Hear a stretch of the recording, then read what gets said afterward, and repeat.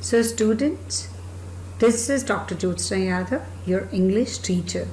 And today we are gonna take a look at the poem Aunt Jennifer's Tigers. Aunt Jennifer's Tigers. This poem is written by the famous poet Adrienne Rich. Yes, Adrienne Rich, a famous poet, essayist from USA. Hope you all enjoy and learn.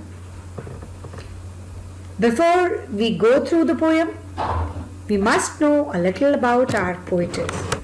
Adrienne Rich, 1929.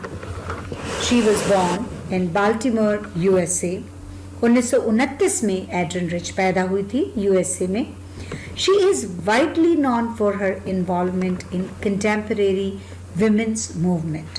But जो यहाँ पे शब्द है contemporary यानी समकालीन, उनकी सक्रिय भूमिका रही समकालीन यानी उस काल में जो विमेंस की, स्त्रियों का मूवमेंट था, जो आंदोलन था, जो दशा थी उनकी, उससे रिलेटेड जो आंदोलन था, उसमें उन्होंने बहुत ही अपनी सक्रिय भूमिका रखी as a poet and theorist. एक पोएट के रूप में, कवयित्री के रूप में, थियरिस्ट के रूप में. और इसी सिलसिले में उन्होंने लगभग 19 वॉल्यूम्स ऑफ पोइट्री, जो पोएम का कलेक्शन होता है उसको हम पोइट्री कहते हैं, 19 वॉल्यूम्स पोइट्री के and 3 collections of essays and other writings. जैसे कोई आर्टिकल लिख दिया, कोई एसे लिख दिया, वो लिखा है. उनकी खास पहचान रही her strong resistance to racism and militarism. Yes, racism echoes through her work. वो नस्लवाद, रेसिज्म होता है नस्लवाद, उसके खिलाफ थी. जो उनकी ये पोएम हम पढ़ेंगे आंट जेनिफर्स टाइगर, उसमें भी एक मैरिड विमेन के एक्सपीरियंसेस और उसके कंस्ट्रेंट्स यानी उसकी बाधाएं हम देखेंगे. तो जब हम पोएम को पढ़ेंगे उससे पहले क्यों ना थोड़ा सा जान लें कि हमारी ये पोएम है क्या, किसके बारे में है, क्या इसका स्ट्रक्चर है. Hope you will listen it carefully. ध्यान से सुनना बच्चों. ये जो पोएम है ऑन्ट Jennifer's tigers, ऑन्ट Jennifer's tigers, yes, ऑन्ट Jennifer के शेर. This is a poem which reflects a woman who is stressed because of social restraints and responsibility of an ideal wife. जो हमारी आंट जेनिफर है वो उस वक्त की स्त्री को दर्शा रही है जो स्ट्रेस्ड है, जो दबी हुई है. किन चीज़ों से? उस वक्त के जो सामाजिक बंधन थे उनसे, उस वक्त की जो स्त्रियों की दशा थी उससे. She is a lady who lakhs confidence. ये जो हमारी आंट जेनिफर है वो कहीं ना कहीं अपनी जो आत्मविश्वास है उसको खो बैठी हैं, अपनी स्ट्रेंथ को खो बैठी हैं. लेकिन इच्छाएं तो वहीं की वहीं हैं.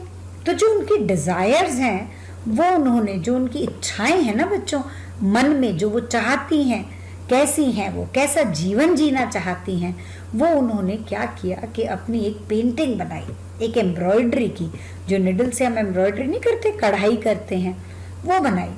और जब भी हम कोई चीज़ बनाते हैं तो वो हमारे अंदर की मनोस्थिति को दिखाता है.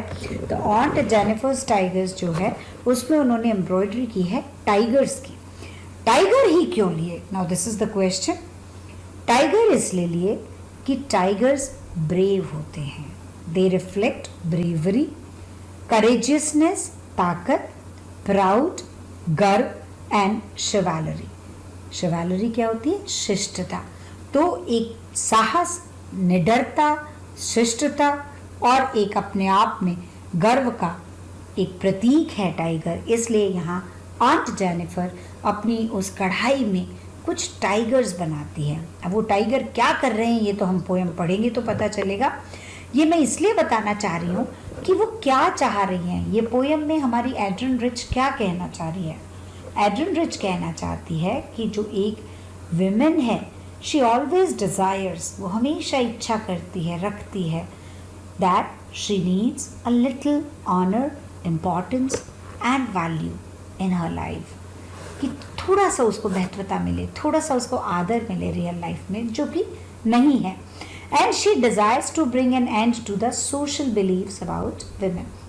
वो चाहती हैं कि जो भी लोगों की सामाजिक परंपराएं हैं, सामाजिक सोच है विमेन के बारे में, वो बदले। इसलिए आंट जेनिफर्स टाइगर्स ये पोएम लिखी एड्रिन रिच ने। थोड़ा सा हम इसका स्ट्रक्चर जानेंगे पढ़ने से पहले। स्ट्रक्चर यानी आकार एड्रिन रिच का। So it is consisting of 12 lines with 3 stanzas and 4 lines equally divided. अब हम फर्स्ट स्टैंजा की तरफ जा रहे हैं। आप देख रहे हैं एक ट्री बना है, हमारा टाइगर है, एक मैन है। इसके पोइटिक डिवाइस इसमें आप देख रहे हैं लिखे हुए हैं, वर्ड मीनिंग्स हैं। So let's start it. Aunt Jennifer's tigers prance across a screen, bright topaz denizens of a world of green. They do not fear the men beneath the tree. They pace in sleek chivalric certainty. Yes, इसको poem को ध्यान से देखो बच्चों, इसमें एक rhyme scheme देखने को मिलेगी। राइम स्कीम होती है लयबंदी। वो कैसी है? ए ए बी बी। अब ये ए ए बी बी क्या है? आप पहली लाइन का लास्ट वर्ड देखिए स्क्रीन, दूसरी लाइन का लास्ट वर्ड है ग्रीन, यानी कि दोनों में एक लयबंदी एक जैसी है, इसलिए हमने दोनों लाइन्स, पहली लाइन को ए नाम दिया। अब क्योंकि दूसरी लाइन उसके ही जैसी है तो उसको भी हम ए कहेंगे। अब थर्ड जो हमारी लाइन है उसमें है ट्री, फोर्थ लाइन में क्या है? सर्टेनिटी, ई की जो साउंड है, इसलिए हमने क्या नाम दिया थर्ड लाइन को? बी, और क्योंकि फोर्थ लाइन भी उसको फॉलो कर रही है तो वो भी B. So this is A A B B. इससे पहले मैं इसको समझाऊं, हम कुछ डिफिकल्ट वर्ड्स भी जान लेते हैं। प्रांस, प्रांस करना क्या होता है? उछलना। Move with high springy steps, उछल कूद मचाना। डेनिजन्स, डेनिजन एक बच्चों एक तरह का पर्सन या एनिमल है जो एक पर्टिकुलर प्लेस पे रहता है। जैसे यहाँ पर डेनिजन कौन है मैं बताऊंगी। शिवालरी, शिवालरी होती है मेडिवल नाइटली सिस्टम, जो मतलब एक मिडिल लाइफ आई थी, मिडिल हिस्ट्री जो हम पढ़ते हैं उसमें जो रिलीजियस, धार्मिक, मोरल, नैतिक, सोशल, सामाजिक, इन सब कोड्स को, इन रूल्स को जो फॉलो करता है, यानी कि जो शिष्टता से रहता है, वो कौन होता है? Chivalric personality. तो चलो अब पढ़ते हैं। Aunt Jennifer's tigers prance across a screen. Aunt Jennifer के जो शेर उन्होंने बनाए हैं, किसमें बनाए हैं? अपनी एम्ब्रॉयडरी में। वो प्रांस कर रहे हैं, वो उछल रहे हैं, बेबाक निडर होके प्रांसिंग कर रहे हैं। Bright topaz denizen of a world of green, वो कैसे दिखते हैं? सुनहरे। टोपाज, टोपाज होता है एक पीले रंग का सुनहरा पत्थर जो होता है। सो चमकते हुए पीले रंग के डेनिजन्स, एक विशेष प्राणी जो विशेष जगह पे रहता है, यानी शेर कहाँ रहता है? जंगल में। जंगल का राजा है ना। Of a world of green, green यानी वन में जो रहता है। They do not fear the men beneath the tree. उसको डर नहीं लगता। फियर यानी डर। किससे डर नहीं लगता? आदमी से भी डर नहीं लगता जो ट्री के नीचे है। बीनीथ यानी नीचे है। भाई उसको मैन से क्यों डर लगेगा? यस, देखो यहाँ आंट जेनिफर के हम उसके अंदर की फीलिंग्स को जान रहे हैं कि वो डरती है आदमी से, इसलिए वो शेर बना रही है, क्योंकि शेर आदमी से भी नहीं डरता। They pace in sleek chivalric certainty. वो किसी से नहीं डरता, बस वो तो पेस में चला जा रहा है, बढ़ा जा रहा है आगे। किसमें? स्लीक, एक बड़ी ही महान, शिवालरिक, शिष्टता के साथ। एक उसकी अपनी पहचान है जो चमकता हुआ शिष्टता के साथ बिना किसी डर के निडर होके बढ़ रहा है। अब ये क्यों लिखा? क्योंकि आंट जेनिफर यहाँ पर इमेजिनरी वर्ल्ड में है, काल्पनिक दुनिया के अंदर हैं, और ऐसा वो चाहती हैं कि वो बने, इसलिए उन्होंने टाइगर लिया, टाइगर को प्रांस करते हुए दिखाया और उसके बारे में बताया वो कितना सुंदर है, कितना चमकदार है, किसी से नहीं डर रहा और शिवालरिक है। तो इसमें हमें ये पता चला कि aunt Jennifer is longing to be brave and free from the suppression. Longing यानी इच्छा करना, उनकी इच्छा करनी होती है कि भाई मैं हर सप्रेशन से, हर दबाव से फ्री रहूं। ये तो थी हमारे 4 लाइंस का मतलब। अब इन 4 लाइंस में, ये 4 लाइंस हमने पढ़ी, इसमें आपने देखा कुछ पोएटिक डिवाइस यूज़ किए हैं। पोएटिक डिवाइस होते हैं पोएम को लिखते टाइम कुछ खास यंत्रों का उपयोग करना जिससे वो खूबसूरत बने। उसमें सबसे पहले है एनाफरा। अभी एनाफरा क्या होता है बच्चों? आपने हिंदी में सुना है ना, संज्ञा सर्वनाम, यानी कि use of word referring back to a word used earlier. एक ऐसे शब्द का उपयोग करना जो कि पहले यूज में आ चुका एक नए शब्द के साथ। राम आता है, राम जाता है, राम खाता है, बार बार तो नहीं कहते, हम क्या कहते हैं? राम आता है, वह खाता है, वह जाता है। तो यहाँ भी आप देख रहे हैं टाइगर एक बार यूज हुआ, उसके बाद आ रहा है दे डू नॉट फियर, दे पे से। सो दे क्या है इसमें? एनाफरा। एक है एलिटरेशन। एलिटरेशन होता है अनुप्रास अलंकार, बार बार एक ही शब्द की रेपिटेशन। शिवालरिक सर्टेनिटी, सीसी, चंदू के चाचा ने चंदू की चाची को। इस तरह के शब्द जो एक ही अक्षर से शुरू होते हैं आपको इस पोयम में जगह जगह देखने को मिलेंगे।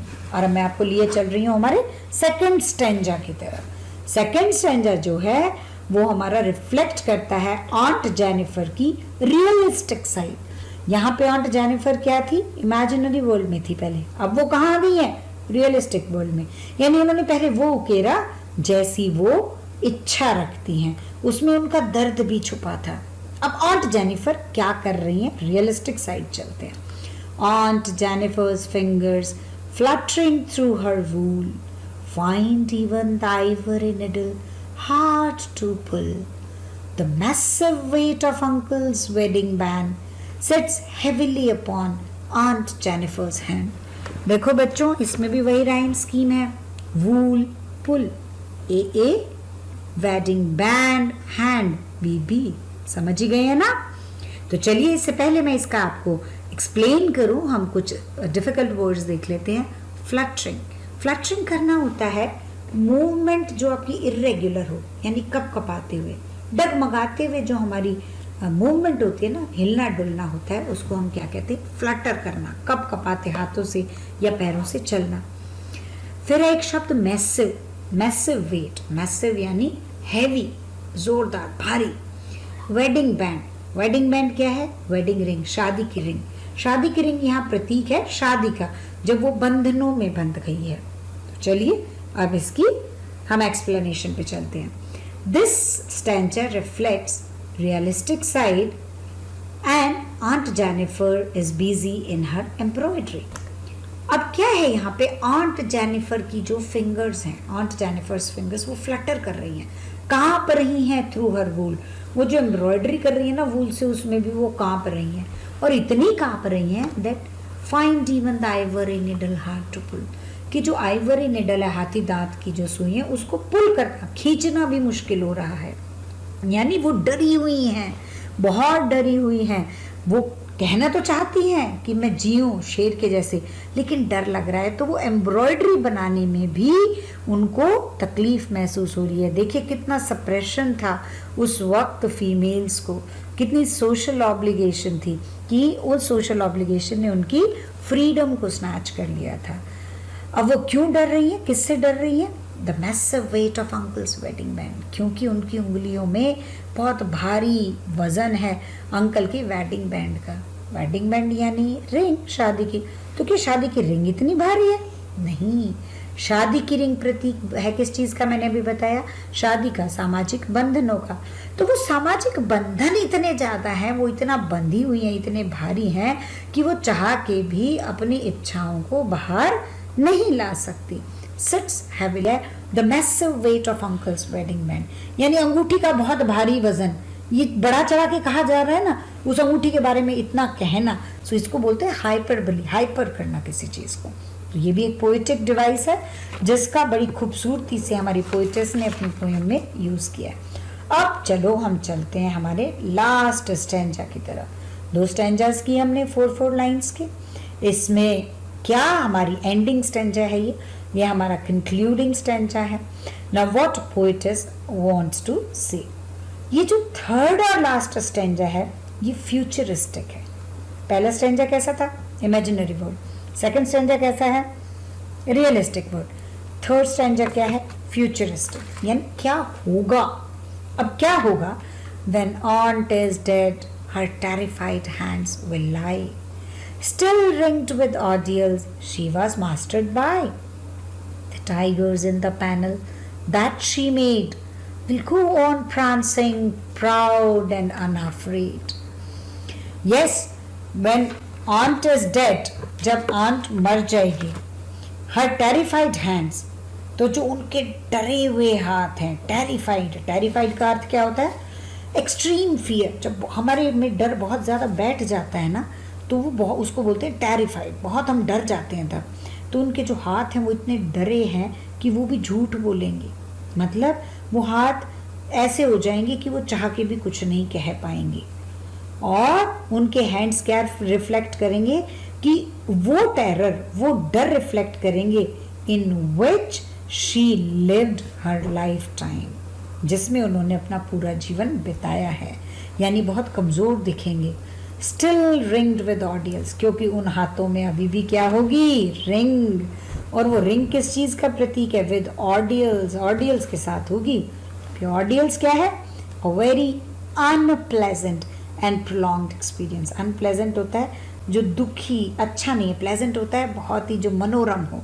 अनप्लेजेंट उसका उल्टा, यानी जो दुख से भरा हुआ हो. एक लंबा जो उनका अनुभव, कड़वा अनुभव लाइफ टाइम का रहा, तो वो रिंग यानी वो शादी के बंधनों में जो उन्होंने दुख देखा, वो मरते दम तक उनका पीछा नहीं छोड़ेगा. She was mastered by. Master servant का रिलेशनशिप सुना है? एक गुलाम तो एक उसका स्वामी. एक तरह से स्त्रियों की दशा ऐसी ही थी. She was mastered by. उनके ऊपर तो शोषण किया गया है, उनके ऊपर एक मालिक रहे हैं उनके जो पति हैं. जैसा उन्होंने कहा वैसे वे चली हैं. तो चाह के भी मरते दम तक वो अपनी फीलिंग्स को एक्सप्रेस नहीं कर पाएंगे. यहाँ पे 2 लाइन तो कुछ और कह रही हैं, और जो अगली 2 लाइन है ना, वो बिल्कुल कंट्रास्टिंग पिक्चर है. कैसे? कहते वो हालांकि मर जाएंगी और वो मरते वक्त भी वही दुख में डूबी होंगी, वही उनकी जो पेन है वहीं पे होगा, वही डरी हुई होंगी. परंतु yes, at the same time her tigers will remain the same. Tiger जो उन्होंने बना दिए ना अपने पैनल में, the tigers in the panel that she made, जो पैनल में जो स्क्रीन में टाइगर बनाए हैं, विल गो ऑन प्रांसिंग. वो वैसे ही रहेंगे. They will remain the same.